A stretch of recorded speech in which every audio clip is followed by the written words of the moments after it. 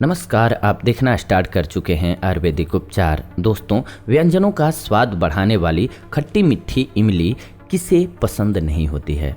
कभी बच्चे तो कभी युवतियां इसे चटकारे लेकर के खाते दिखाई दे जाते हैं। यही नहीं, कई तरह की चटनियां इमली के स्वाद के बगैर अधूरी होती हैं। बचपन में तो ये भी होता था कि बहुत से बच्चे जो स्लेट पर लिखने वाली पेंसिल होती है, चौक होती है, उससे इमली बेचा करते थे। यानी कि ये बच्चों का एक खेल होता था छोटे में। अगर किसी को याद हो, और शायद उस एरिया में होता हो, तब की बात कर रहा हूँ मैं, तो ये अलग अलग प्रकार से लोग स्वाद लेते हैं इसका। लेकिन क्या आप जानते हैं कि इमली में स्वाद के साथ साथ बहुत सारे स्वास्थ्यवर्धक गुण भी पाए जाते हैं। आज का ये एपिसोड इसी बात पर आधारित है कि इमली के क्या क्या फायदे हैं, क्यों हमें इसका सेवन करना चाहिए और कौन सी मात्रा में सेवन करना चाहिए, यानी कि किस मात्रा में हमारे लिए फायदेमंद है। तो ये पूरा जानने के लिए वीडियो को बिना स्किप किए हुए अंत तक जरूर देखिए। नंबर 1, विटामिन सी, ई और बी के अलावा इमली में calcium, iron, phosphorus, potassium, manganese और फाइबर भरपूर मात्रा में पाया जाता है। साथ ही साथ इसमें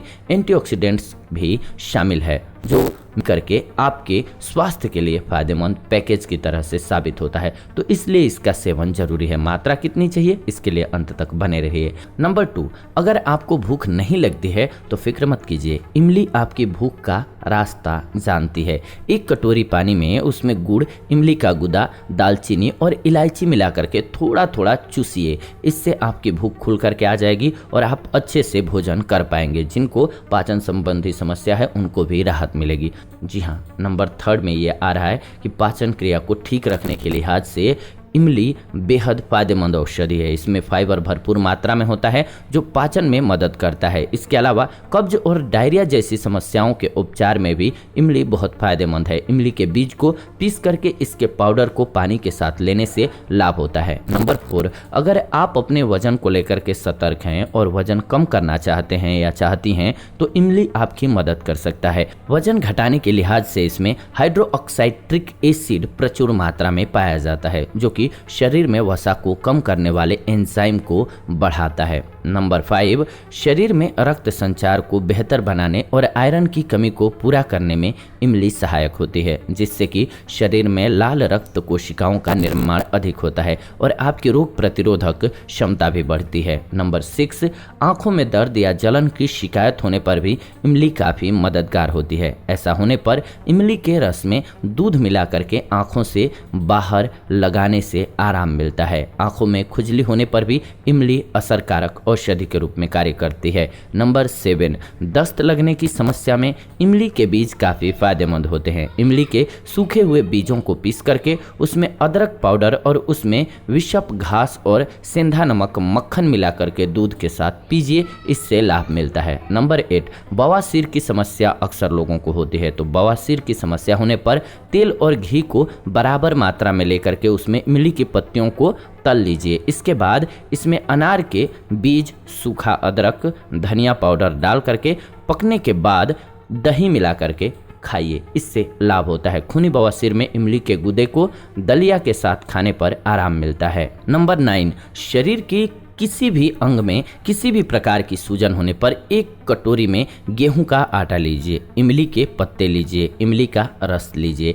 एक चुटकी नमक लेकर के उबालिए और जब यह लेप तैयार हो जाए तो इसे गर्म रहने पर ही सूजन वाले स्थान पर लगा दीजिए, आपको राहत मिल जाएगी। नंबर 10, इमली में विटामिन बी कॉम्प्लेक्स भी भरपूर मात्रा में होता है, जो कि मांसपेशियों के विकास के लिए बहुत फायदेमंद है। इसमें मौजूद थायमीन नसों के सुचारू रूप से क्रियान्वयन और मांसपेशियों के विकास में मदद करता है। तो ये कमाल की औषधि है, ये तो आपको पता चल चुका है, लेकिन इसका इस्तेमाल कैसे करना है ये भी एक जानने का विषय है। जरूर जानें। इसका इस्तेमाल हर रोज करें, कम से कम 2 से 4 ग्राम की मात्रा में, या 5 से 10 ग्राम तक ले सकते हैं। 10 ग्राम तक की मात्रा सफिशियंट है। कैसे इस्तेमाल करें, तो अगर आपको डायबिटीज वगैरह नहीं है तो मीठी चटनी बना सकते हैं, और नहीं तो आप तीखी चटनी भी बना सकते हैं इसका। और खाने के साथ में जैसे अचार लेते हैं ठीक वैसे ही थोड़ा सा इस्तेमाल करना चाहिए, ये आपके पाचन को बेहतर रखेगा। आप नॉर्थ इंडिया में जाएंगे तो पहले मीठी चटनी का इसका बहुत प्रचलन था खाने के साथ, खास करके जब भी कोई फंक्शन होता था तो फंक्शन में अक्सर आपको मीठी चटनी मिलती थी। क्यों इसकी चटनी मिलती थी? क्योंकि ये आपके खाने को डाइजेस्ट करता है, और अक्सर ऐसा होता था कि लोग तब ज़्यादा खाते थे इसकी जब भी आपको परोज वगैरह होता था, जब अच्छे व्यंजन मिलते थे खाने को किसी की बारात में, शादी में या कहीं भी जाते थे तो उसके साथ ये चीज़ें मिलती थीं, दही मिलता था या फिर ये मिलता था, ये पचाने के लिए बहुत ज़रूरी था। तो इसीलिए इन सब का इस्तेमाल ज़रूर करना चाहिए, कम मात्रा में करना चाहिए, लेकिन बहुत कमाल की औषधि है, इसका फ़ायदा होता है। तो ये आज की वीडियो रही, उम्मीद करते हैं आपको वीडियो पसंद आई होगी। ऐसी ही नई वीडियोज़ के लिए चैनल को सब्सक्राइब करके बेल नोटिफिकेशन को ऑन कर लीजिए, ताकि नई वीडियो जब भी हम लाएँ नोटिफिकेशन आपको सबसे पहले मिले। लाइक कीजिए, वीडियो पसंद आया तो शेयर कीजिए व्हाट्सएप पे, फेसबुक पे अपने फैमिली मेंबर्स के साथ, दोस्तों के साथ, ताकि उनको एक बेहतर जानकारी मिल सके। आप सभी ने वीडियो को अंत तक देखा, इसलिए दिल से आपका धन्यवाद। फिलहाल आज के इस वीडियो से विदा लेते हैं, जुड़ेंगे नई वीडियो में। आप कमेंट करके जरूर बताइए कि आपको कैसी लगी वीडियो। आपके कमेंट हमारे लिए बहुत वैल्यूएबल होते हैं। हम मिलते हैं आपसे नए एपिसोड में नई जानकारी के साथ, तब तक खुश रहें, स्वस्थ रहें। धन्यवाद, नमस्कार दोस्तों।